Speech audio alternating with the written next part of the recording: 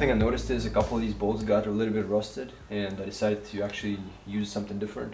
So specifically these 3 bolts that are provided with a lip, and they look pretty good and durable at first, but you know, I've driven with that lip for about 5 months or so, or 4 months, and saw a lot of rust on it.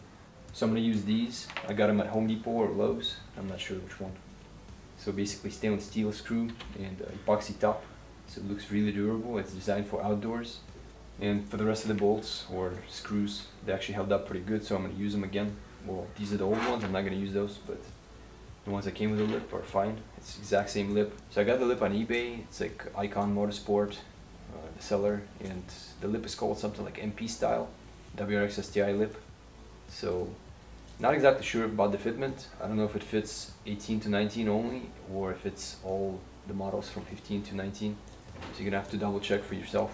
You know, I mean, from the look of it, doesn't look anything specific, you know, fitment wise. As far as the installation, it's pretty easy. So it's just these screws here that are provided, plus my stainless ones, and then your factory clips go right back in, and that's pretty much it.